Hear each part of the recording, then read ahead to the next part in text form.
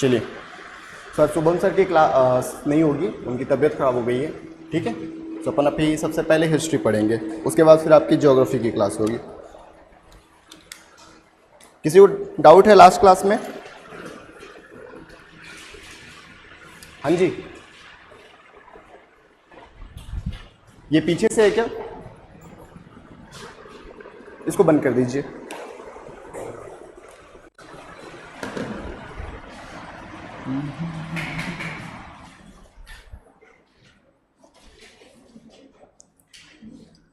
कल हमने main sensor writing discuss किया था, राइट? किसी को डाउट है? अटेंशन गाइस प्लीज इधर, या तो आप वो काम कर लीजिए या तो हम पढ़ लेते हैं। हाँ आ जाइए।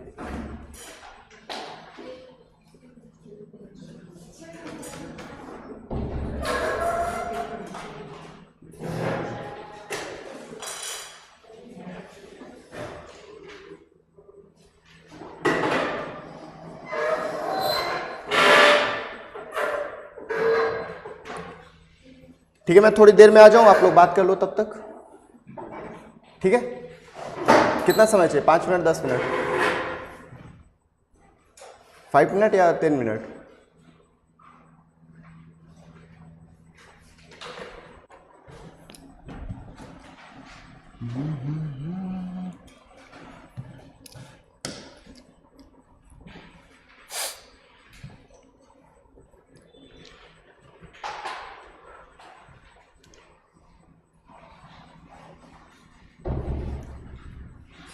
हाँ जी, ये जो काम का भाषा का संस्कृति है, जैसे जावे संस्कृति, आर्ट संस्कृति, उसमें था क्या जो संस्कृति था क्या? कल्चर था। मतलब वो एरिया का अपना अलग है। बिलासपुर एक है ना, सेम वैसी जगह था। उनकी सभ्यता एक टाइप की मिलती थी, उनकी बोली एक थी, जैसे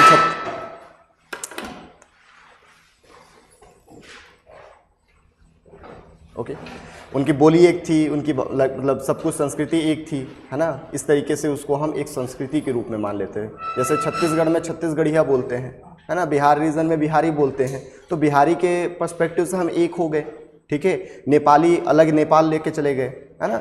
तो इस तरीके से अलग अलग, तमिल बोलने वाले तमिलनाडु हो गए, तो लैंग्वेज हो गई, कल्चर हो गई, ये सब एक रूप से मतलब उन लोग करते थे, इसलिए उनका एक अलग पर्टिकुलर हम कल्चर या संस्कृति के रूप में जानते हैं, ठीक है। ओके, हाँ बेटा। कंक्लूजन को कैसे लिखना है? देखिए, मैं कल भी आपको डिस्कस किया था कि कंक्लूजन में आप 2 चीज़ें मेंशन कर सकते हो। फर्स्ट थिंग, अगर कोई गवर्नमेंट का स्कीम चल रहा है तो वो आप डाल सकते हो, जो कि इस वाले टॉपिक में इम्पॉसिबल था। सेकेंड चीज़, आप जो भी लिखे हो बॉडी में उसकी समरी लिख दोगे। थर्ड चीज़, आप अपना पॉइंट ऑफ व्यू लिख सकते हो, ठीक है। जैसे कल हमने एक क्वेश्चन डिस्कस किया था, तो उसमें हम ये बता सकते हैं कि पुरानी कल्चर आज के कल्चर से किस तरीके से बराबरी या समानता रखती है, तो वो हम अपने हिसाब से रखेंगे कि हालांकि, हाँ आ जाइए, हालांकि लास्ट जो एंशिएंट सिविलाइजेशन है वो बहुत ही सीमित तरीके से हमारे साथ समरूपता रखती है, इक्वालिटी रखती है, लेकिन कहीं ना कहीं इक्वालिटी तो है। लेकिन आज मॉडर्न युग में आधुनिकता के आने के कारण, मॉडर्नाइजेशन होने के कारण हम बहुत सारे टेक्निक को चेंज कर चुके हैं। तो इस तरीके से आप कंक्लूड कर सकते हो, ठीक है, कि सभ्यता समरूपता दिखा रही है, इक्वालिटी दिखा रही है, बट पूरी तरीके से नहीं, क्योंकि मॉडर्न एज है, टेक्निक आ गई है, तो ये सारी चीज़ें आप कंक्लूड कर सकते हो। और किसी को कोई डाउट? एनीवन? शुरू करें अब? ओके, तो आज बेटा अपन को शुरू करना है एंशिएंट हिस्ट्री में Indus valley civilisation. Just 1 second रुकना।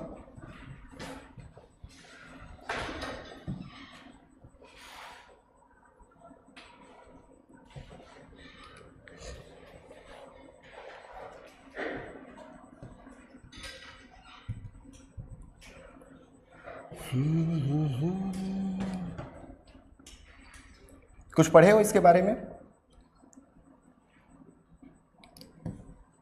हाँ जी, बताइए।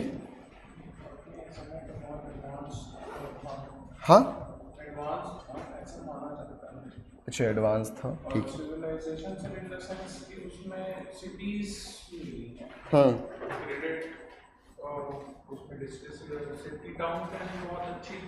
ठीक है। इनका सर रिचुअल्स हालांकि पूरे नहीं पता। आर्कियोलॉजिकल सोर्सेस बहुत अच्छे मिले हैं इन द सेंस कि मदर गॉडेस क्या थे, चीफ प्रीस्ट, ठीक है। टेराकोटा के खिलौने माना जाता है, बुल्स वगैरह मिले हैं, सील्स बहुत अच्छी मिली है। इनका ड्रेनेज पैटर्न बहुत अच्छा था, इन द सेंस कि समटाइम्स बेटर देन आज के जो टाउन्स हैं उससे कंपेयर करें तो उनसे ज़्यादा अच्छा मिला है। ठीक। और ग्रेट बाथ जैसी चीज़ें भी मिली हैं। ओके। ट्रेड होता था मेसोपोटामिया से, उसके हिसाब से मेसोपोटामियंस ने इन्हें बेजुबान बना दिया, जिसका मतलब होता है सीफेयर। चलिए अब शुरू करें। सो बेसिकली ये टॉपिक ना कोई मिस नहीं कर सकता। एंशिएंट हिस्ट्री में अगर अपन ये बोल के चलें कि सर कोई 4 टॉपिक हमको बता दो जिसको मिस नहीं करना है, तो उसमें पहला टॉपिक है सिंधु घाटी सभ्यता, ठीक है। दूसरा टॉपिक है मौर्य काल, तीसरा टॉपिक है संगम एज, चौथा टॉपिक है गुप्ता, और अभी 5वां टॉपिक इंपॉर्टेंट हो गया है early medieval age, Rajput history, ठीक है, जो कि बहुत महत्वपूर्ण है, क्वेश्चन हर साल पूछ रहे हैं, जिसमें हम राजेंद्र चोल के बारे में पढ़ेंगे, दक्षिण में राजराज चोल के बारे में पढ़ेंगे, वो सब अलग चीज़ है। लेकिन अभी अपन को एंशिएंट इंडिया में सबसे पहले सिंधु घाटी सभ्यता पढ़ना, तो हमारा वही पैटर्न रहेगा। सबसे पहले हम ये देखेंगे कि लास्ट एग्जाम में क्या क्या क्वेश्चन पूछा हुआ है, जिससे कि हमको ये आइडिया हो जाए कि हमको पढ़ना कितना डेप्थ में है और किस तरीके से पढ़ना है, ठीक है। तो सबसे पहले ये क्वेश्चन देखिए, ये पूछा हुआ है आपका 2021 में सिंधु घाटी सभ्यता से। पहले हम क्वेश्चन देखेंगे, उसके बाद फिर हम आगे चलेंगे, है ना, ताकि हमको आइडिया हो कि पढ़ना कितने डेप्थ में है। Is it clear? तो सबसे पहला क्वेश्चन है, निम्नलिखित प्राचीन नगरों में से कौन सा बांधों की एक श्रृंखला बनाकर और जुड़े हुए जलाशयों में जल प्रवाहित करके जल संचय और प्रबंधन की विस्तृत प्रणाली के लिए प्रसिद्ध है? Which one of the following ancient town is well known for its elaborate system of water harvesting and management by building a series of dam and channelising water into connected reservoir? Dholavira, Kalibangan, Rakhigarhi या रॉपर? यानी directly पूछा है, ये direct question होता है ऐसा जिसमें आपको फैक्ट पता होना चाहिए, ठीक है। आंसर अभी नहीं पता है हमको, मतलब मेरे को पता है, आपको नहीं पता है, हम जब पढ़ेंगे तो आंसर पता चल जाएगा। वैसे इसका आंसर धौलावीरा है, ठीक है। नेक्स्ट, निम्नलिखित में से कौन सा एक हड़प्पा स्थल नहीं है? चनहुद्रो, सोहगौरा, कोटडीजी, देसलपुर? यानी कि हमको स्थल का नाम याद करना पड़ेगा। डायरेक्टली दिख रहा है सोहगौरा जो है वो यहाँ का स्थल नहीं है, देसलपुर, कोटडीजी, चनहुद्रो तीनों है, ठीक है। तो अपन इसको भी देखेंगे। निम्नलिखित में से कौन सिंधु सभ्यता के लोगों की विशेषताएं हैं? उनके पास बड़े बड़े महल और मंदिर थे, वे मातृदेवताओं और पितृदेवताओं दोनों की पूजा करते थे, उन्होंने युद्ध में घोड़ों द्वारा खींचे जाने वाले रथों को नियोजित किया। इसी की बात कर रहा था मैं, यूपीएससी क्वेश्चन पूछा था घोड़े से, ठीक है। तो ये भी क्वेश्चन अपन को देखना है। Is it clear? तो ये 3 क्वेश्चन 2013, 19 और 21। उसके बाद ये 2021, ये इंग्लिश में। इधर सिंधु घाटी सभ्यता के संबंध में निम्नलिखित कथनों पर विचार कीजिए, ये 2011 में फिर से। यह मुख्य रूप से एक धर्मनिरपेक्ष सभ्यता थी, हालांकि यहाँ धार्मिक तत्व मौजूद थे लेकिन वे बहुत प्रभावी नहीं थे। यानी हमको यहाँ का रिलीजन भी पढ़ना पड़ेगा डिटेल में, ठीक है। इस अवधि के दौरान भारत में कपड़ा निर्माण के लिए कपास का उपयोग किया जाता था। टेक्नोलॉजी के बारे में भी अपन को पढ़ना है, ठीक है। तो ये 2 क्वेश्चन यहाँ पे दिया गया है आपका 2011 में। एक क्वेश्चन है, ये वही सेम चीज घोड़े से लेके ही है 2017 का। With reference to the difference between the culture of Rigveda Aryan and Indus Valley people, which of the following statement are correct?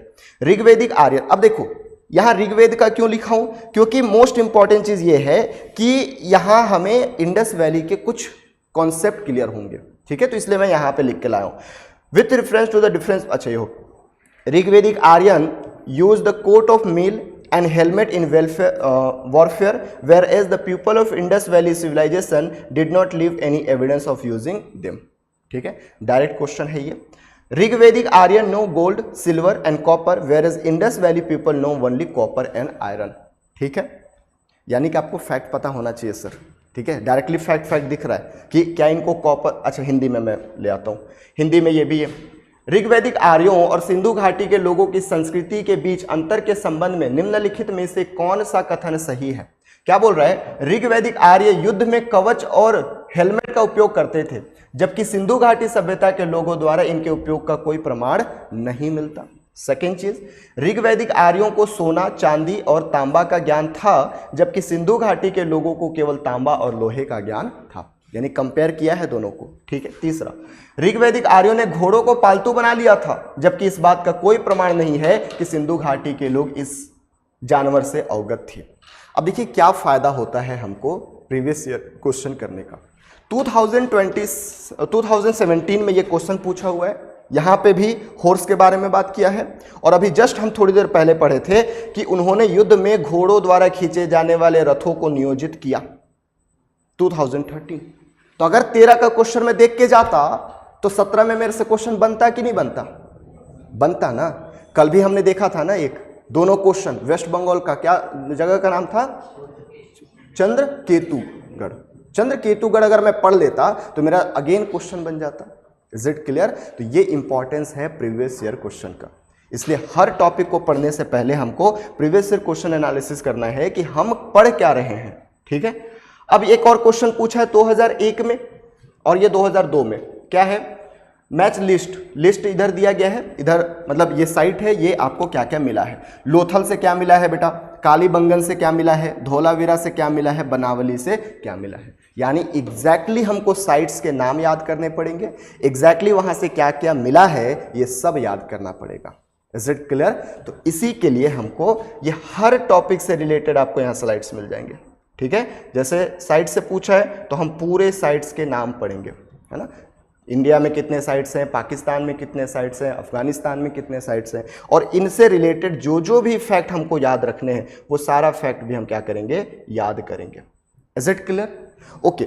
Which one of the following animal was not represented in seal and terracotta art of the Harappan culture? Cow, elephant, tiger, rhinoceros. 2001 का question है, बताओ इसका answer बताओगे कोई? क्या लगता है आपको क्या होना चाहिए? पढ़े कुछ नहीं हो बट ट्राई करो एटलीस्ट। हाँ क्या बेटा?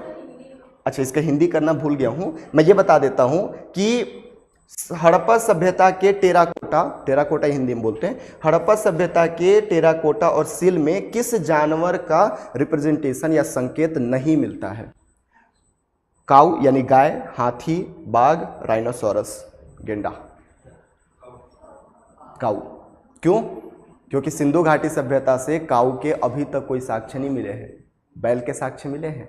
अब डाउट ये आता है कि सर गाय है ही नहीं तो बैल कहाँ से आया?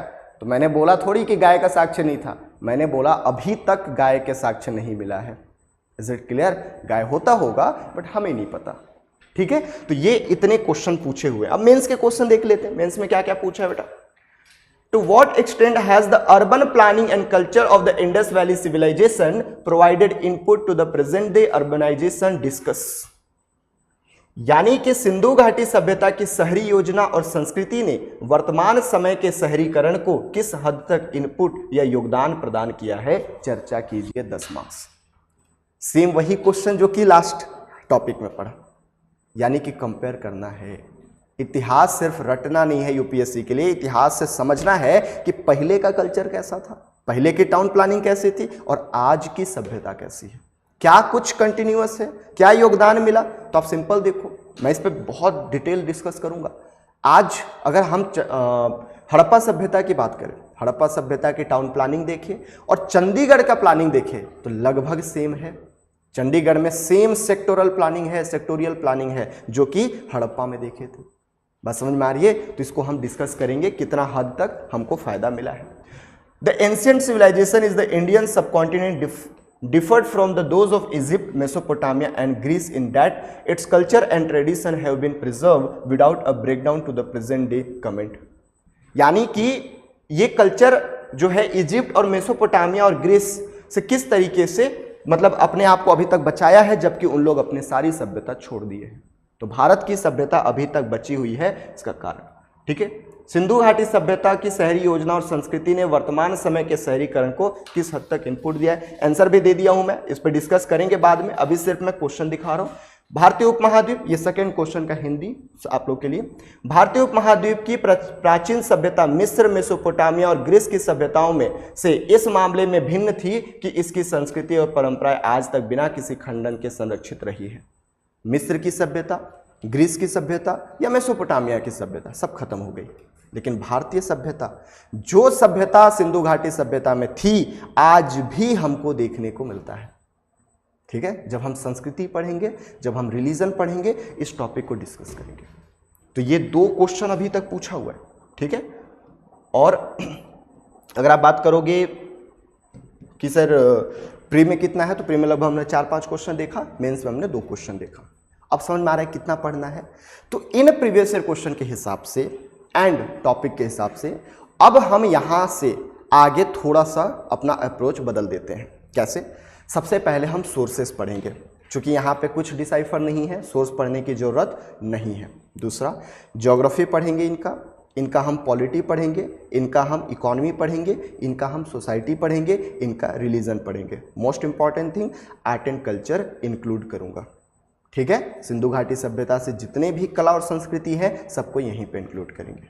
Is it clear? तो चलिए अब बिना किसी देरी के ना हम फटाफट क्या करते हैं, इसको स्टार्ट करते हैं। अब सबसे पहली चीज कि हमें सिंधु घाटी सभ्यता में ऐसा क्या मिल गया कि आप लोग सुनते होंगे कि इसको दुनिया का सबसे विकसित सभ्यता कहते हैं। मेरा क्वेश्चन ये सिंपल है कि क्या भारत में या दुनिया में सिर्फ यही एक सभ्यता थी क्या? So answer is no. दुनिया में कई ऐसे सभ्यता हैं जो कि साथ में चल रहा था। ठीक है, सबसे पहले उनके बारे में डिस्कस कर लेते हैं। सो अगर मैं वर्ल्ड की मैप थोड़ा सा टाइम के लिए बनाऊं, जस्ट आप मुझे 2 मिनट देंगे।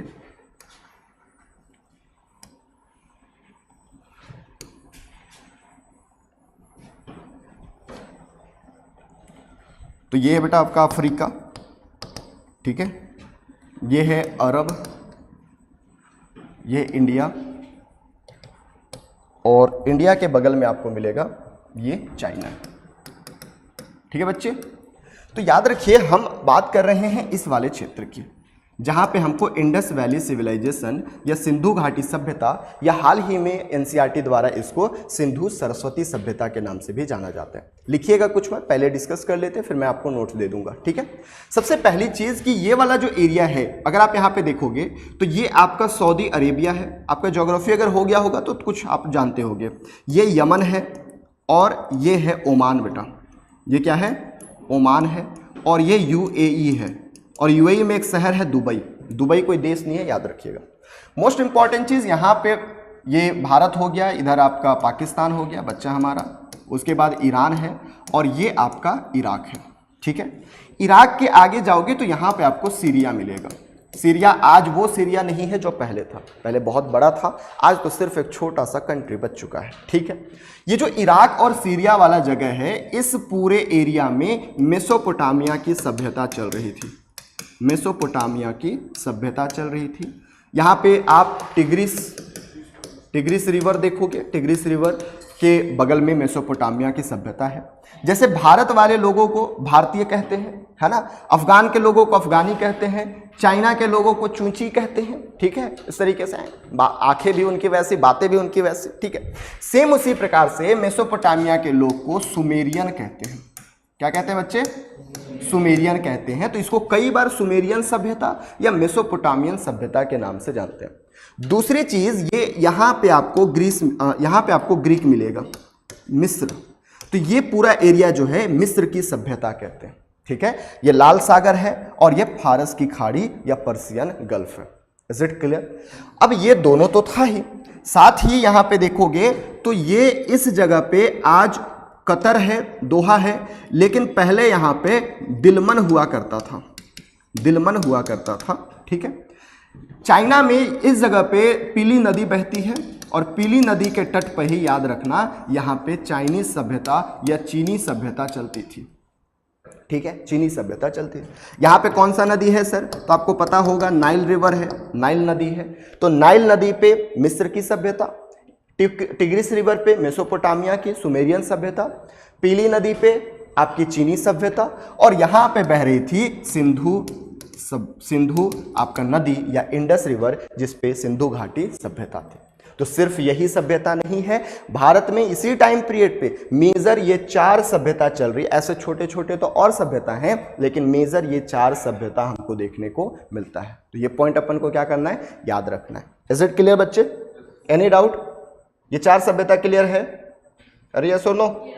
यस, ठीक है। तो ये है आपकी कौन कौन सी 4 सभ्यता। तो पहला मेसोपोटामिया की सभ्यता, मेसोपोटामियन सभ्यता। दूसरा है आपका कौन सा सभ्यता सर? तो ये है मिस्र की सभ्यता। तीसरा सिंधु सरस्वती सभ्यता और चौथा चीनी सभ्यता। ये कहाँ है? तो याद रखिएगा, इराक के टिग्रिस और यूफ्रेटस नदियों के आसपास है। ये शहरी सभ्यता थी सबसे पुरानी। मिस्र नील नदी के किनारे बसा हुआ है, मिस्र अफ्रीका में। और सिंधु सरस्वती सभ्यता जो है ये भारत, पाकिस्तान, अफगानिस्तान में फैला हुआ है। सिंधु सरस्वती सभ्यता भी इसको कहते हैं। चीनी सभ्यता जो है पीली नदी के किनारे चीन में बसा हुआ है। तो ये 4 सभ्यताएं एक साथ चल रही थी। Is it clear? Noted down.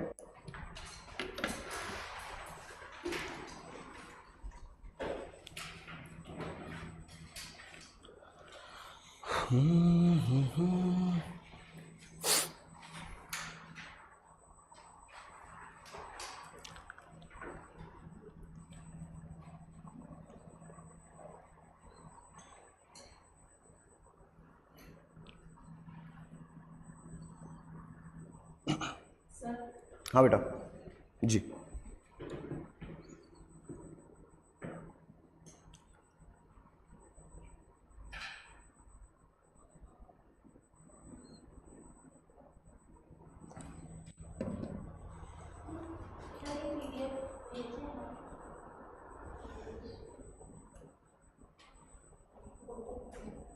खींच लो फोटो।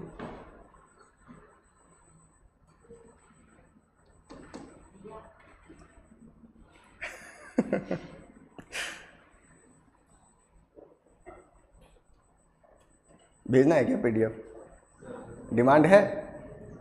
ठीक है, भेज देंगे फिर।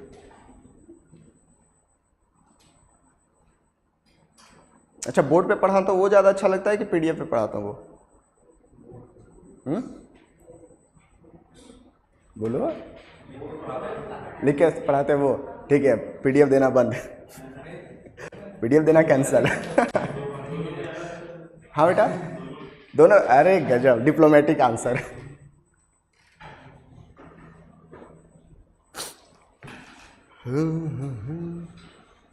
चलिए लिख लेंगे तो बताइएगा, फिर आगे चलते हैं।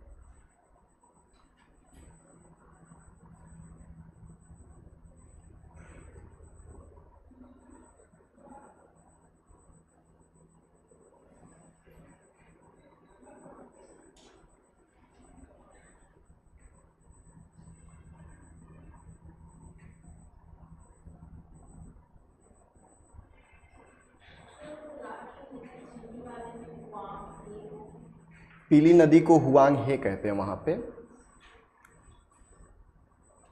मत लिखिए, कोई जरूरी नहीं है, कोई नहीं पूछेगा। पीली नदी ही सब जगह पूछता है।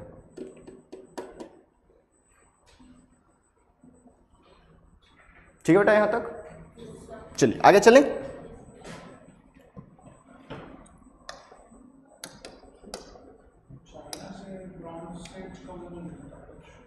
सब जगह मिलता है। ये एज ही ब्रॉन्ज एज है। ब्रॉन्ज मिलता है ऐसा नहीं, ये काल जो चल रहा है इसको हम कांस्य युगीन सभ्यता कहते हैं, कांस्य युग कहते हैं। ठीक है, चलिए तो अब बेसिकली अपन को ये देखना है कि सर हम हड़प्पा सभ्यता पढ़ रहे हैं। ठीक है, एक एक स्टेप से आगे बढ़ रहा हूं, कोई ज़्यादा जल्दबाजी मत करना। अभी अगर डाउट भी पूछना होगा तो वही पूछना जो हम पढ़ रहे हैं। ठीक है, नहीं तो ये मत पूछना सर सील कहाँ से मिला, तो आई एम बी लाइक आऊँगा, टेंशन काहे ले रहे हो। ठीक है, तो अभी जितना चल रहा है स्टेप बाय स्टेप चल रहा हूं उतना ही बस समझते जाना, सब कुछ क्लास में याद हो जाएगा। Is it clear? Okay. Harappa सभ्यता जो है बेटा, अगर इसकी टाइम पीरियड देखोगे तो अभी न्यू एनसीईआरटी में ऐसा माना गया है कि ये मेसोपोटामिया सभ्यता के समकालीन है। ठीक है, किसके समकालीन है? मेसोपोटामिया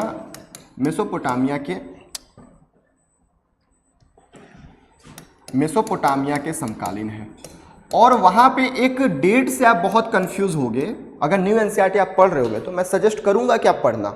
ठीक है, हालांकि उसके सारे डेटा मैं पीपीटी में और क्लास नोट्स में इंक्लूड कर दिया हूं, लेकिन फिर भी आप क्या करोगे, एक बार पढ़ोगे। ठीक है, ये कहता है कि मेसोपोटामिया जो है वो आज से लगभग 6000 बीसीई पहले, आज से लगभग 6000 साल पहले, ये पहले भी मैंने आपको एग्जाम्पल दिया है कि अगर 6000 साल पहले कह रहा है मतलब ये आज से काउंट कर रहा है, लेकिन अगर बेटा ये 6000 बीसी कह रहा है तो मतलब कि ये जीरो से काउंट कर रहा है। तो यहां पे बहुत कंफ्यूजन हुआ है क्योंकि ये 6000 साल पहले है, यानी कि 4000 बीसी में, 4000 बीसी में।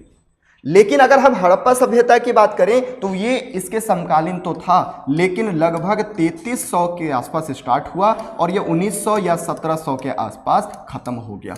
1900 तक चला, उसके अलावा फिर अगर लेटर बात करोगे तो 1700 तक चला था ये। ठीक है, 1300 भी कई किताबों में देखने को मिलता है। Is it clear? मत लिखो बेटा, अभी मैं लिखवा दूंगा। ठीक है, अब हड़प्पा सभ्यता इतना लंबा पढ़ना नहीं है, क्यों? क्योंकि ये डेवलप हुआ था। कल भी मैंने आपको बताया था कि ऐसा माना जाता है कई इतिहासकारों द्वारा कि ये ताम्रपाषाण कालीन ग्रामीण सभ्यता ही थी जो धीरे धीरे शहरीकरण बनना शुरू हो गया, जो कि धीरे धीरे ग्रेजुअल डेवलपमेंट होने लगी थी। तो इसको हम 3 अलग अलग स्टेप में या चरणों में बांट के पढ़ते हैं। सबसे पहले वाले को बोलते हैं अर्ली हड़प्पा। क्या बोलते हैं बच्चे? Early Harappan age, early Harappan age. दूसरा है ये मैच्योर था, मैच्योर हड़प्पन एज, आपकी तरह मैच्योर होना, अरे यस और नो। और ये है लेट हड़प्पन एज। ठीक है, सो ये पहला हो गया अर्ली हड़प्पा एज, दूसरा हो गया मैच्योर हड़प्पा एज और तीसरा हो गया लेट हड़प्पा एज।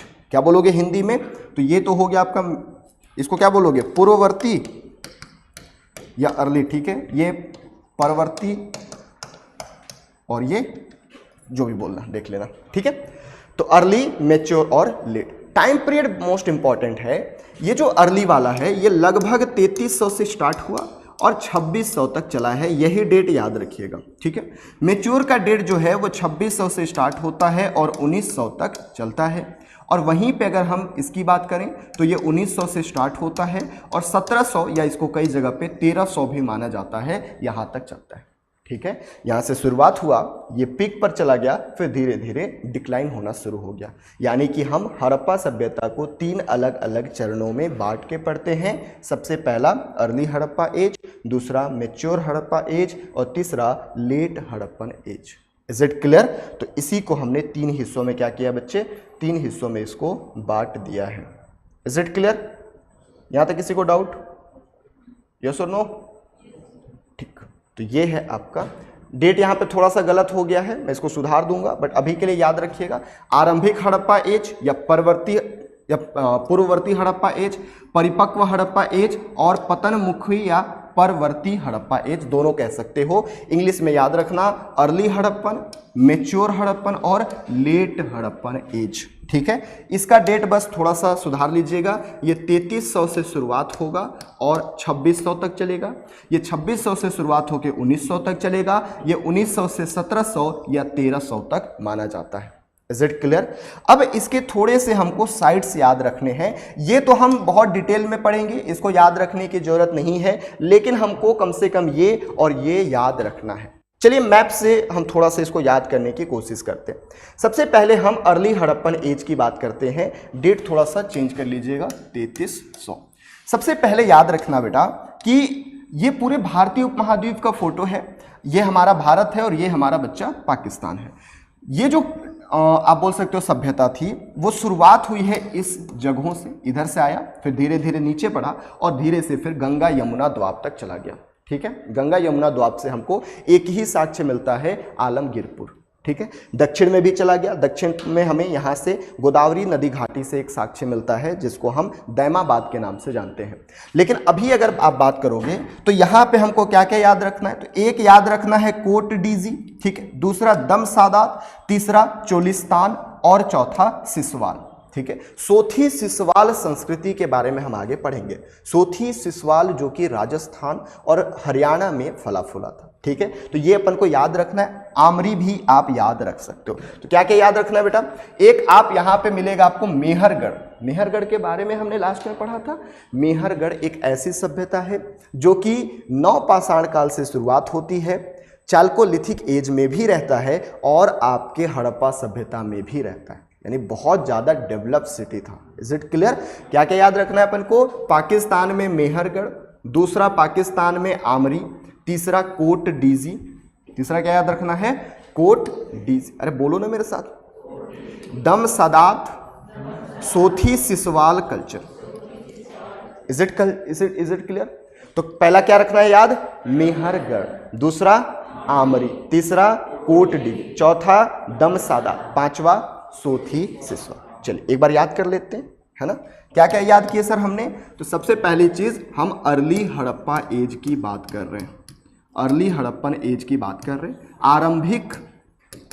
आरंभिक हड़प्पा काल की बात कर रहे हैं। सर हमें साइट्स क्या क्या याद रखना है, सबसे पहला मेहरगढ़, दूसरा आमरी, कहाँ है, सब पाकिस्तान में, तीसरा दम सादात, ठीक है, चौथा क्या याद रखना है, कोट डीजी, और पांचवा क्या याद रखना है, सोथी सिसवाल। कहाँ है सर, तो सोथी है राजस्थान में और सिसवाल है आपका हरियाणा में। Is it clear? याद हो गया ये, मेहरगढ़, आमरी, बोल लो नहीं तो घर में जाकर रटते रहना, ठीक है। क्या क्या, मेहरगढ़, आमरी, दमसादा, कोट डीजी, सोथी, सिसवाल। भरोसा ही नहीं होता ना सर को, ठीक है, कोई बात नहीं, एक बार फिर से बता देते हैं हम, ठीक है। पहला क्या था सर, पहला था मेहरगढ़, ठीक है। मास्टर 2 बार लिख रहे हैं तो आपको 3 बार तो लिख लेना चाहिए, नहीं लेकिन हमारे बच्चे को क्या, हम तो मूवी देख रहे हैं सर, एकदम हाथ बांध के सब ऐसे बैठो, रफ कॉपी निकालो और लिखो, ठीक है।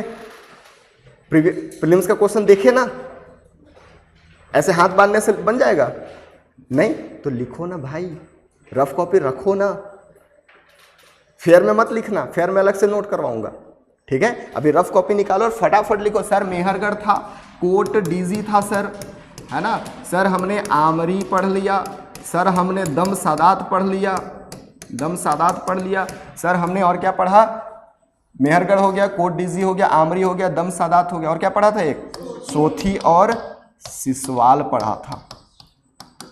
लिखे कि नहीं लिखे, लिख लिए ना, गुड, मतलब डांट का कुछ तो असर पड़ता है, गुड, बिना डांट के नहीं सुधरोगे तुम लोग, है ना।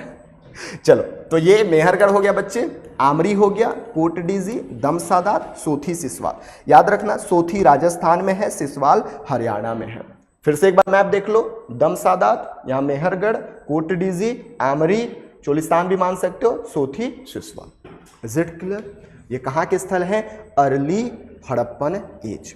मैच्योर हड़प्पन एज हम बहुत डिटेल में पढ़ने वाले हैं, तो यहाँ पे मैं आपको थोड़ा सा कम ही बता रहा हूँ। ये सारा हमको मैच्योर हड़प्पन एज में पढ़ना है। जैसे एग्जांपल के लिए इधर मांडा है, इधर रोपर है, लखमीर वाला है, बनावली है, राखीगढ़ी है, मिताथल है, कालीबंगन है, हड़प्पा है, ठीक है, इधर गनेरी वाला है, मोहनजोदड़ो, कोट डीजी, चन्हूदड़ो, आमरी, बालाकोट, सुतका गेंडोर, सुत्तकोहो, अलाहदीनो, धौलावीरा, सुरकोतला, ठीक है, इधर रोपड़, लोथल, रंगपुर, ठीक है, दैमाबाद, आलमगीरपुर, ठीक है, इस तरीके से फिर सिनौली, ये सारा स्थल जो है हमको डिटेल में पढ़ना है, तो इसको अभी मैं नहीं बता रहा हूं, ठीक है।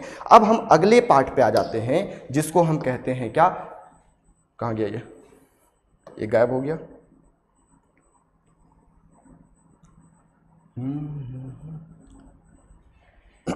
जस्ट 1 सेकेंड ना,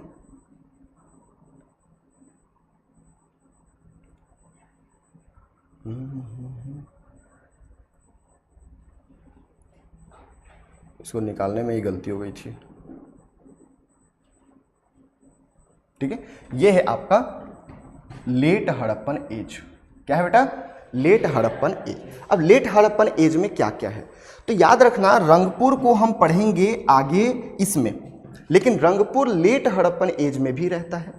दूसरी चीज कि हड़प्पा वाला जो एरिया है ना वो पूरा मरुस्थल बन गया ऐसे, ठीक है, और वहां पे एक बहुत ही बड़ा कब्रिस्तान मिला है और उस कब्रिस्तान का नाम है सेमेट्री एच कब्रिस्तान। क्या नाम है? सेमेट्री एच कब्रिस्तान, और उसी को हम सेमेट्री एच संस्कृति के नाम से ही जानते हैं, ठीक है। तो ये पॉइंट याद रखना है। दैमाबाद को भी माना जाता है कि वो लेट हड़प्पन एज का साइट है, और उसके साथ ही झूकर संस्कृति जो कि सिंध पाकिस्तान में फ्लरिश होता है। तो क्या क्या याद रखना है मेरे बच्चे? झूकर, रंगपुर, सेमेट्री एज और दैमा, ये 4 चीजें याद रखनी है। तो लेट हड़प्पन एज में क्या क्या हमको याद रखने हैं? सबसे पहला हमको याद रखना है झूकर संस्कृति। क्या याद रखना है? झूकर संस्कृति। दूसरा याद रखना है सेमेट्री एज संस्कृति। तीसरा याद रखना है रंगपुर संस्कृति।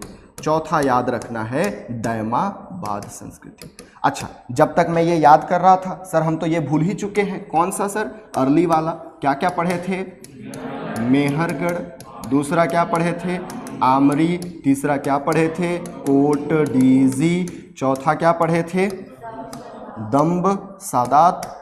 और पांचवा हमने सोथी सिसवाल पढ़ा था। सोथी सिसवाल पढ़ा था। इज इट क्लियर और नॉट?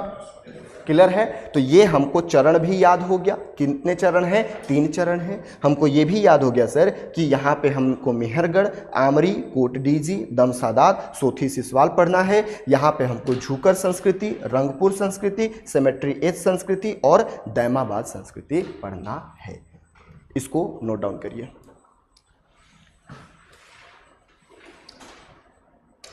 इसको फोटो खींच लो इंग्लिश वाले। समझ में आया ये पूरा? टेंशन मत लो, हर एक साइड से याद करवा के यहीं से भेजूंगा, बस थोड़ा सा रफ कॉपी का इस्तेमाल कर लेना, ठीक है। बजट करोगे तो फिर घर में जाके रटना, मेरा क्या। चलो नोट डाउन करो जल्दी से बच्चे, फिर आगे चलेंगे।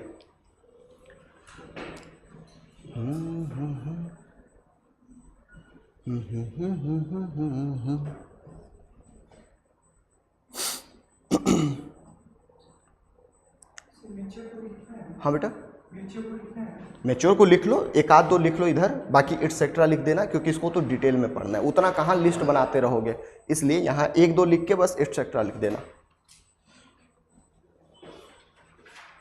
ये टाइम सुधार देना ना, 3300 कर लेना।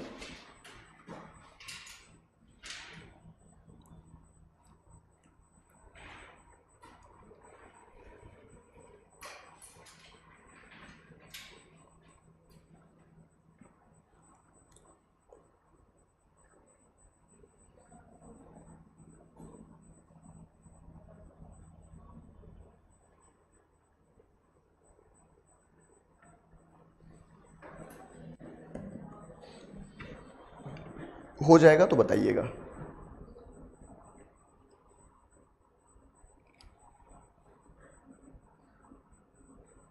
कौन कौन नहीं आया है? आज सैटरडे तो नहीं है ना, फिर लोग छुट्टी कैसे मार दिए?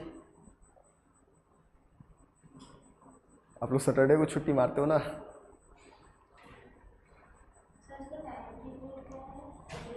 Three 300 to 2600।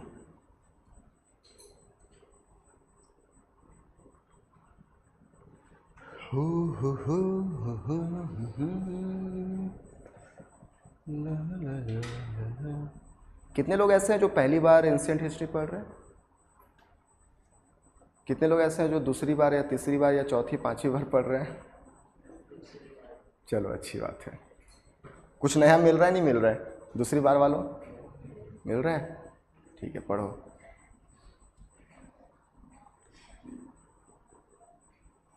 चलिए, हो गया? फास्ट करिए। हमारी क्लासेस ना 3-4 घंटे की होनी चाहिए थी, है ना?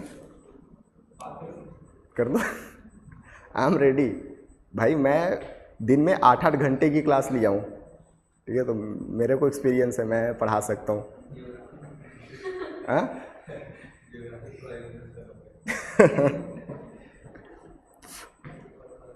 बस बीच बीच में चाय कॉफ़ी खाने पीने को मिलते रहे, मैं दिन भर पढ़ा दूंगा।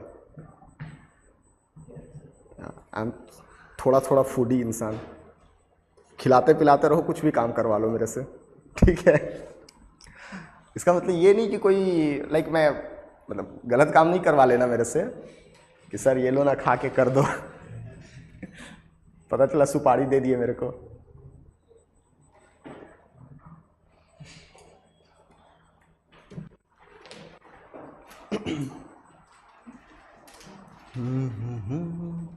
हो गया, लिख लिए, चलिए आगे चलें। चलो बहुत बढ़िया।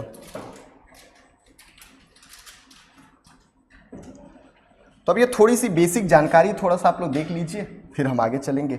सबसे पहली चीज याद रखिएगा कि सबसे ओल्डेस्ट अर्बन सिविलाइजेशन है ना, ये हमने पढ़ लिया। अर्ली फेज, मैच्योर फेज और डिक्लाइनिंग फेज में बांटा गया है। ये टाइम थोड़ा सा देख लीजिएगा। सबसे पहली चीज याद रखिएगा कि नॉर्थ वेस्ट इंडिया में सबसे ज्यादा साइट्स हमको देखने को मिला है, ठीक है। यानी कि ये नॉर्थ एरिया और ये वेस्ट एरिया में सबसे ज्यादा साइट्स हमको देखने को मिला है। पाकिस्तान में सबसे ज्यादा मिला है, लेकिन पाकिस्तान में 1947 के बाद कोई खोज ही नहीं हुआ है, ठीक है। और हमको अभी तक इवन 2015 तक हमने लास्ट खुदाई किया है, अभी भी खुदाई चल रहा है सिनौली में, तो हमारा साइट्स ज़्यादा मिल गया उनके मुताबिक। अफगानिस्तान में भी फैला हुआ है, लेकिन एक दो सिर्फ हमको देखने को मिलता है। एरिया याद रखना, ये लगभग 13 लाख स्क्वायर किलोमीटर, एग्जैक्टली अगर याद रखोगे तो 12,99,900 स्क्वायर किलोमीटर मिलता है, लेकिन आप 13 लाख भी याद रखोगे तो कोई दिक्कत नहीं है। लार्जेस्ट अमंग 4 सिविलाइजेशन, जो हमने 4 सिविलाइजेशन पढ़ा है ना, सबसे बड़ा सिविलाइजेशन है जो आज तक एग्जिस्ट करता है। सबसे मोस्ट इंपॉर्टेंट चीज, अभी हम इसके शेप देखेंगे तो ये बिल्कुल इस तरीके से ट्रायंगुलर शेप में देखने को मिलता है। ट्रायंगल के हिसाब से यानी ट्रायंगुलर शेप में हमको ये देखने को मिलता है। तो ये बेसिक चीजें अपन को याद रखनी है। क्लियर है सर यहां तक? किसी को कोई दिक्कत परेशानी? तो इसको लिखने की जरूरत नहीं है, बाकी लिखना चाहोगे तो आप लिख सकते हो, ठीक। अब हम इसकी थोड़ी सी ज्योग्राफी के बारे में देखते हैं। क्या देखते हैं? थोड़ी सी ज्योग्राफी के बारे में देखते हैं कि कहाँ तक फैला हुआ है। तो एक चीज़ याद रखना, मैं मैफी निकाल देता हूँ, उसी में बता देता हूँ, ठीक है। चलो शुरू करें। सो बेसिकली ये आपका पूरा इंडिया है ना,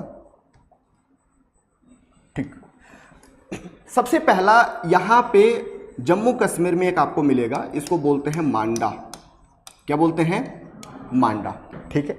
इसके अलावा दक्षिण भारत में आओगे तो महाराष्ट्र में यहाँ पे आपको मिलता है दैमाबाद। क्या मिलता है बच्चे?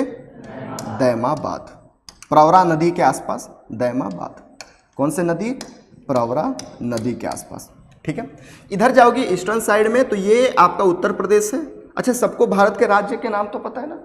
ओके, चलिए अच्छी बात। यहाँ पे आपको मिलेगा आलमगीरपुर। क्या मिलेगा? आलमगीरपुर। ये हिंडन नदी के तट पर है। किस नदी के तट पर? हिंडन नदी के तट पर। क्यों हिंडन नदी बता रहा हूं? क्योंकि प्रीलिम्स में डायरेक्टली नदी भी पूछ लेता है, तो अपन को याद होना चाहिए कि कौन से राज्य में है, कौन से नदी के तट पे है। इसके अलावा इधर आओगे आप अगर, तो यहाँ पे पाकिस्तान में, ये पाकिस्तान के एरिया में यहाँ पे सुतका गेंडोर मिलेगा। सुतका गेंडोर, कंफ्यूज मत होना। सुतको, सुरकोतड़ा और सुतका गेंडोर, ये 3 एक ही टाइप के हमको साक्ष्य मिलते हैं, तो यहाँ पे कंफ्यूज होने की जरूरत नहीं है। क्या क्या बोला? सुतका गेंडोर, सुतको एंड सुरकोतड़ा। सुरकोतड़ा जो है वो गुजरात में है, सुतको जो है वो बलूचिस्तान में है, और सुतका गेंडोर जो है वो भी बलूचिस्तान में है। Is it clear? कैसे याद रखोगे? बहुत दूर है Sutkagen Dor, Sutkagen Dor. Is it clear? तो ऐसे याद रखना कि सर सुतका गेंडोर बलूचिस्तान में, ये वेस्ट साइड में है, आलमगीरपुर ईस्ट साइड में है, साउथ में दैमाबाद है और नॉर्थ में मांडा है। और इस प्रकार से ये आपका त्रिभुज में लगभग 12,99,900 के आसपास स्क्वायर किलोमीटर इसका क्या है? पूरा एरिया है। Is it clear? तो इस तरीके से ये फैला हुआ है, ये इसकी ज्योग्राफी है। तो अगर मैं फिर से एक बार रिवाइज कराऊं तो ये आप देखोगे कि ऊपर में क्या है सर? तो मांडा है जम्मू कश्मीर में, चिनाब नदी के आसपास। दैमाबाद है कहाँ पे? दक्षिण में महाराष्ट्र में, प्रवरा नदी के आसपास। अगर आप इस साइड में याद रखोगे तो मेरठ के आसपास आलमगीरपुर है, हिंडन नदी के आसपास। और साउथ अगर सॉरी वेस्ट में देखोगे तो सुतका गेंडोर है बलूचिस्तान में, दस्त नदी या इसी को दास्क नदी या दस्क नदी भी कहते हैं। तो ये भी पॉइंट अपन को याद रखना है। दस्त नदी या दस्क नदी पे कौन है? सुतका गेंडोर। प्रवरा नदी पे कौन है? दैमाबाद। हिंडन नदी पे कौन है? आलमगीरपुर। और चिनाब नदी पे है मांडा। Is it clear? तो ये बाउंड्री है लगभग 12,99,000 किलोमीटर का। दूसरी मोस्ट इंपॉर्टेंट चीज, कई बार चूंकि अभी मैं आपको बताया कि दैमाबाद जो है बेटा ये आपका लेट हड़प्पन फेज का साइट है। किसका साइट है? लेट हड़प्पन फेज का साइट है। तो कई बार एग्जाम में भगत राव भी देखने को मिलता है। तो अगर एमसीक्यूज में दक्षिण में भगत राव दिया है और दैमाबाद नहीं दिया तो आपको भगत राव आंसर लिखना है यानी टिक करना है। लेकिन अगर दैमाबाद और भगत राव दोनों है तो फिर वहां पे दैमाबाद ही लगाना है। तो ये पॉइंट अपन को याद रखने। Is it clear? Any doubt? No. तो अब इसका ज्योग्राफिकल एक्सटेंट या भौगोलिक स्थिति करके एक टॉपिक डालिए। मैप में बनाना चाहो तो मैप में बना लो, इसको बनाना चाहोगे तो इसको बना लो, जैसी आपकी मर्जी। भौगोलिक स्थिति, ज्योग्राफिकल एक्सटेंट, मैप में भी बना सकते हो, ऐसे भी बना सकते हो, आप देख लो। ठीक है सर, यहां तक?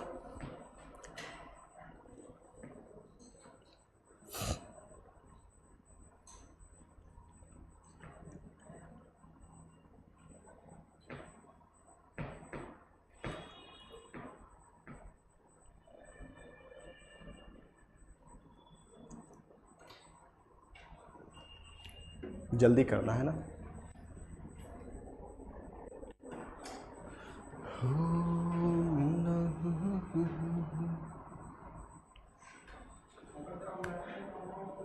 भगत राव गुजरात में है।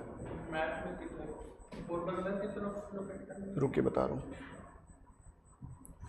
ये आपका भगत राव यहाँ पे है, इस जगह पे दक्षिण में। नदी उतना जोर नहीं, नदी नहीं लगेगा।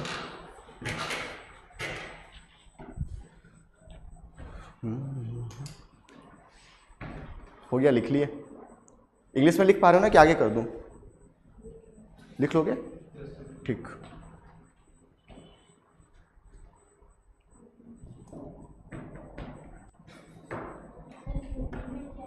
हाँ बेटा,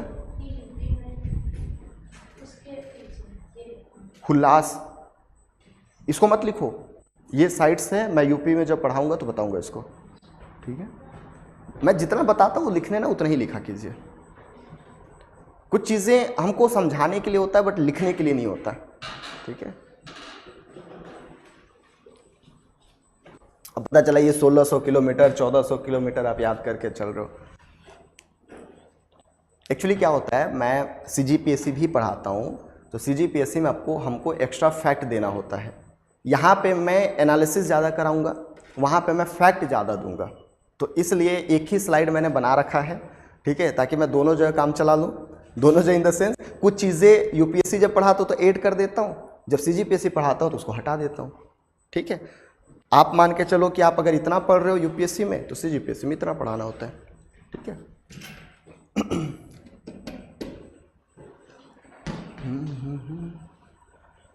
यूपीएससी का टीचर किसी भी एग्ज़ाम के लिए पढ़ा सकते हैं, बट किसी भी एग्ज़ाम का टीचर यूपीएससी का नहीं पढ़ा सकता, ये फैक्ट है। ठीक है, चलिए आगे चले। तो अब अपन को ये देखना है कि सर इतनी सारी पंचायत आपने बता दिया, लेकिन अभी तक आपने ये नहीं बताया कि इसकी खोज कैसे हुई। ये बताया क्या मैंने? नहीं बताया ना। तो चलते हैं खोज की कहानी देखते हैं कि भाई साहब खोज कैसे हुई थी। ठीक है, तो खोज की कहानी आप थोड़ा सा पहले कहानी सुन लो, फिर हम इस स्लाइड पे आएंगे। कहानी क्या है ध्यान से सुनिएगा। अगर आप लिख लिए होगे तो बिल्कुल हाथ बांध के बैठ सकते हो। अब कुछ लिखना नहीं है, सिर्फ कहानी सुनना है। ठीक है, कितने प्यारे बच्चे हो ना, जो बोलता हो वो करते हो। हाथ बांध के बैठने बोला, हाथ बांध के बैठ के, चलो अच्छी बात है। सो ये कहानी शुरुआत होती है बच्चे 1826 के आसपास। याद रखिएगा, आपने याद कर रखना, आपने पढ़ चुका है। अच्छा ये बताओ, सिंध युद्ध कब हुआ था? सिंध के साथ युद्ध कब हुआ था अंग्रेजों का? पढ़ चुके हो ना? बताओ बताओ, नहीं पढ़े हो? नहीं, जो पढ़ा है उनसे पूछ रहा हूँ, कब हुआ था? अच्छा, राजा कौन था ये बता दो। सिंध के राजा कौन थे? लास्ट हिंट दूं, 1840 में उनकी मृत्यु हो गई थी, 1801 में राजा बने थे। कौन थे? अरे अब तो याद करो यार, नहीं याद आ रहा है? बताओ, बताइए। याद नहीं आ रहा है किसी को? इधर बच्चे, चलिए याद करके बताइएगा। सो बेसिकली हम बात कर रहे हैं 1826 की। 1826 में अंग्रेजों का युद्ध हो रहा था सिंध के साथ, और उसी समय एक अधिकारी थे चार्ल्स मेसन करके, जो कि बंगाल से उठ के जा रहे थे कहाँ? तो वो जा रहे थे सिंध पे। ठीक है, तो याद रखिएगा कि सिंध पे जब जा रहे थे तो सिंध जाते समय हड़प्पा पड़ा। हड़प्पा आज हम बोलते हैं, पहले कुछ और नाम रहा होगा। तो हड़प्पा में उनको एक बहुत बड़ा टीला दिखा, टीला यानी से उठा हुआ, ठीक है, मट्टी भरा पड़ा था, तो बहुत बड़ा टीला दिखा। लेकिन वो जल्दी में था इंसान, है ना, तो वो उसको जाना था और युद्ध चल रहा था, तो उस समय वो ध्यान नहीं दिया।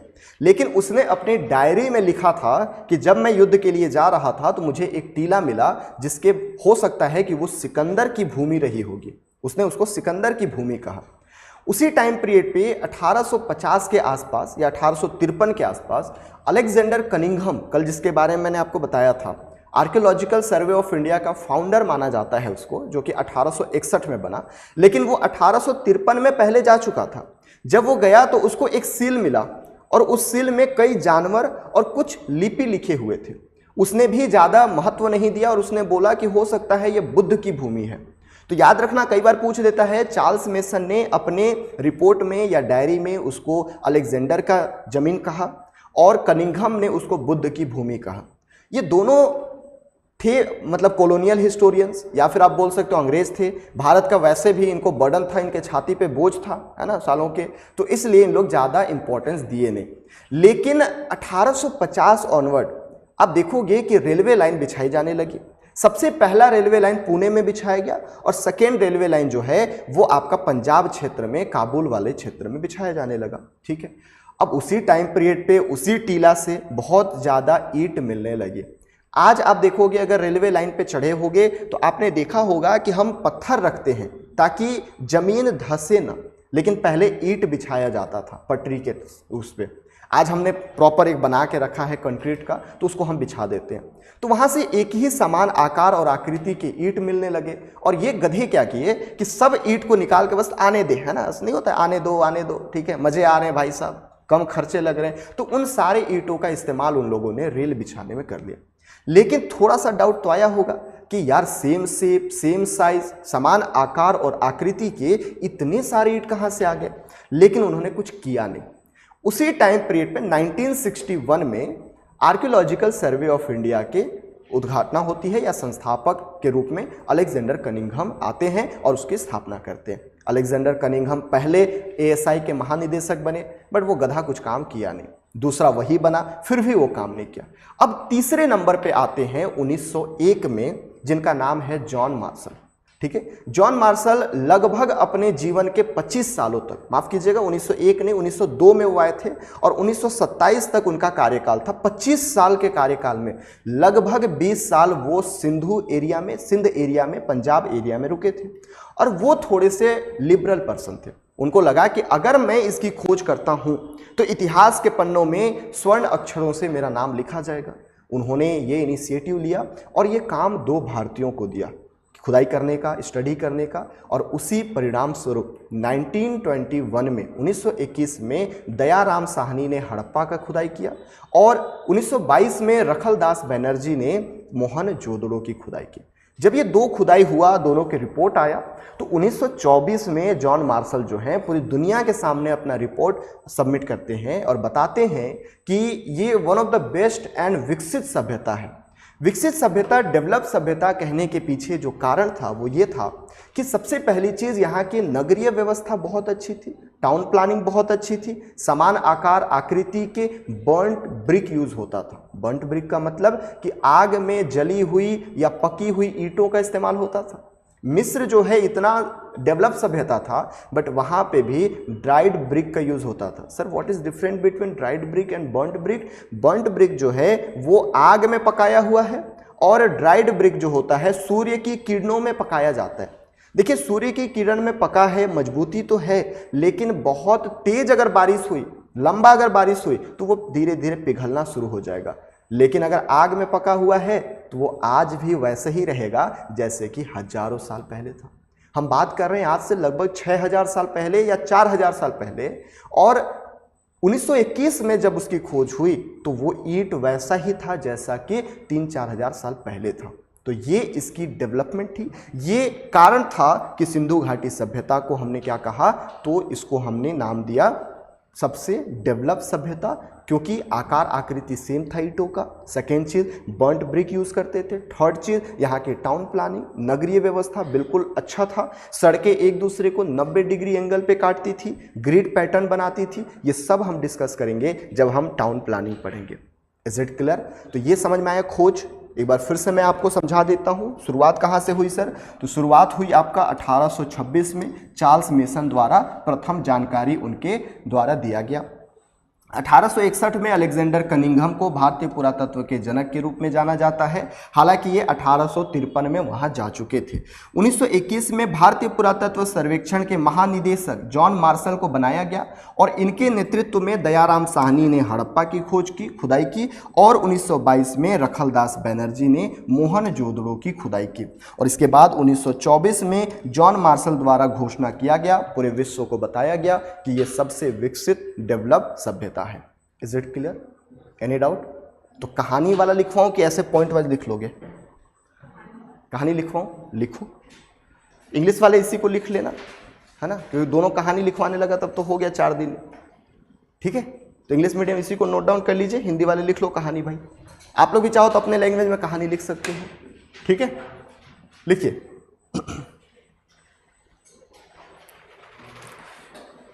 वैसे कल लिख लेंगे अपन, टाइम हो गया आपका क्लास का, कल इसको लिखेंगे। एक बार पहले रिवाइज करा देता हूँ क्या क्या पढ़ा आज हमने। सबसे पहले हम क्लास में एंट्री लिए तो आपको डांट लगाए। ठीक है, क्यों डांट लगाने के पीछे का कारण ये था कि जब भी टीचर आता है तो थोड़ा सा अटेंशन दिया कीजिए। ठीक है, आप अपने में घुल जाते हो। मैं नहीं चाहता सुबह सुबह डांट लगाऊं, बट फिर भी ह्यूमन नेचर होती है कि कुछ गलत दिखता है तो वो रिएक्शन होता ही है। सेकेंड चीज़, उसके बाद हमने देखा प्रीवियस ईयर क्वेश्चन, जिसमें हमने प्री का क्वेश्चन देखा और साथ ही मेंस का क्वेश्चन देखा। फिर हमने ये बताया कि ये इकलौता सभ्यता नहीं है जो कि विकसित सभ्यता है या पुराना सभ्यता है। इसके साथ दुनिया में 4 अलग अलग जगहों पे सभ्यता चल रही थी। पहला यूफ्रेटिस और टिग्रिस नदी के अगल बगल आप देखोगे मेसोपोटामिया या सुमेरियन सभ्यता, जो कि आज से लगभग 6000 साल पुराना है, या 4000 BC में वो डेवलप हुआ था। इसके अलावा नील नदी के तट पर हमने मिस्र की सभ्यता देखा। थोड़ा फास्ट कर रहा हूँ ताकि रिवाइज हो जाए जल्दी। उसके बाद पीली नदी के तट पर हमने चीनी सभ्यता देखा। साथ ही सिंधु नदी तट पे हमने सिंधु घाटी सभ्यता या इंडस वैली सिविलाइजेशन के बारे में देखा। उसके बाद हमने देखा कि इसके चरण जो है 3 चरणों में बांटा गया है। पहला चरण आपका अर्ली हड़प्पन एज जो कि 3300 से 2600 तक था। दूसरा मेच्योर हड़प्पन एज जो कि 2600 से 1900 तक था। और तीसरा लेट हड़प्पन एज जो कि 1900 से 1300 या 1700 तक माना जाता है। उसमें हमने स्थल भी देखा, जिसमें हमने सेमेट्री एज कल्चर देखा, रंगपुर कल्चर देखा, ठीक है, सोथी सितवाल देखा, ठीक है, मेहरगढ़ देखा, कोट डीजी देखा, ठीक है, ये दमसादत देखा, रंगपुर देखा, दैमाबाद देखा, ये सारी चीज़ें हमने कवर की। उसके बाद फिर मैंने जनरल इंट्रोडक्शन दिया कि ये सबसे पुरानी सभ्यता है जो कि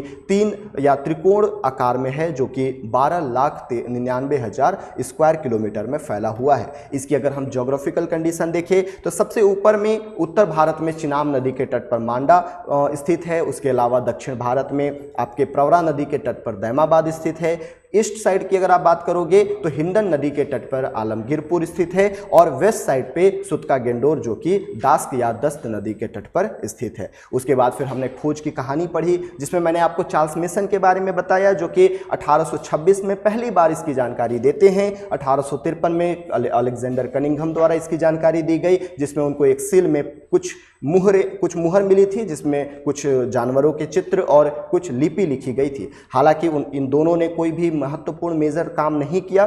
1861 में आर्कियोलॉजिकल सर्वे ऑफ इंडिया की स्थापना हुई, जिसके पहले महानिदेशक अलेक्जेंडर कनिंघम को बनाया गया। जब तीसरे महानिदेशक के रूप में जॉन मार्शल आए तो उन्होंने ये काम 2 भारतीयों को दिया, जिसमें 1921 में दयाराम साहनी ने हड़प्पा की खोज की और 1922 में रखलदास बनर्जी ने मोहनजोदड़ो की खोज की। और इसी के साथ 1924 में जॉन मार्शल पूरी दुनिया को अपना रिपोर्ट प्रस्तुत करते हैं कि ये दुनिया की न केवल पुरानी सभ्यता है बल्कि एक विकसित यानी कि डेवलप सभ्यता है, जिसके पीछे 2 कारण था। पहला कारण था यहाँ के नगरीय नियोजन जो कि सुव्यवस्थित थी, और दूसरा कारण था समान आकार और आकृति के बॉन्ट ब्रिक या पकी हुई ईंटों का इस्तेमाल। और इसी के साथ आज की क्लास यहाँ पे समाप्त होती है। अच्छा लगा हो रिवाइज कर लीजिएगा, बुरा लगा हो कोई बात नहीं, ठीक है?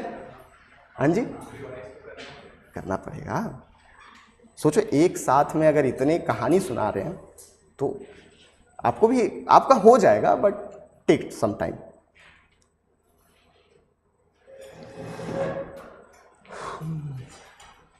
एक क्वेश्चन लिखिए, जेट स्ट्रीम की अवधारणा मेरा नहीं है, ज्ञानेश सर का है, ठीक है? मेरा क्लास खत्म हो गया। लिखिए क्वेश्चन, जेट स्ट्रीम की अवधारणा, इसकी विशेषताएं, प्रकार और मौसम की तरह तुम बदल तो न जाओगे। लिखो, जेट स्ट्रीम की अवधारणा, इसकी विशेषताएं, प्रकार और मौसम तथा जलवायु पर इसका प्रभाव।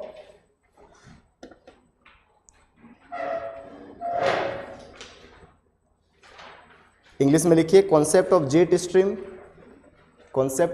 Stream, it's characteristic, types and impact